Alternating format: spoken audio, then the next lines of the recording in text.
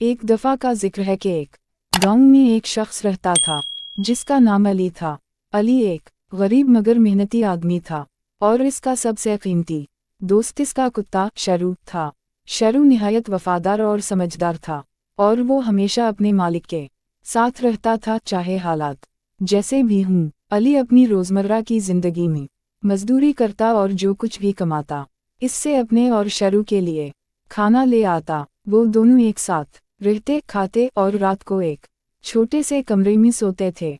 एक दिन अली को एक दूर दराज के गांव में काम मिला। इसने सोचा कि शरू को घर पर छोड़ दे क्योंकि रास्ता लंबा और दुश्वार था, लेकिन शरू ने अपने मालिक को जाते देखा तो वो भी इसके पीछे चल दिया।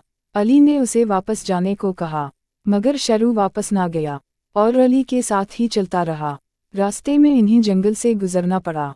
अचानक एक खौफनाक जंगली जानवर उनके सामने आ गया और अली पर हमला करने की कोशिश की।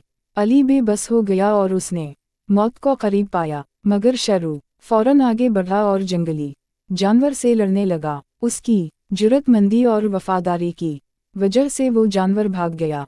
अली हैरान रह गया और उसकी आंखों में आंसू आ गए। इसने शरू को गले लगा लिया और कहा, तुमने आज मेरी जान बचाई है, तुम सिर्फ एक कुत्ता नहीं, मेरे सच्चे दोस्त हो। इस दिन के बाद अली ने फैसला किया कि वो शरू को कभी अकेला नहीं छोड़ेगा और जहाँ भी जाएगा अपने वफादार दोस्त को साथ ले जाएगा। शरू की वफादारी और बहादुरी की कहानी गांव भर में मशहूर हो गई और हर कोई अली और शरू की दोस्ती की मिसाल देता। ये कहानी इस बात का सबूत है कि सच्चा दोस्त हमेशा आपके साथ रहता है, चाहे हालात कैसे भी हों।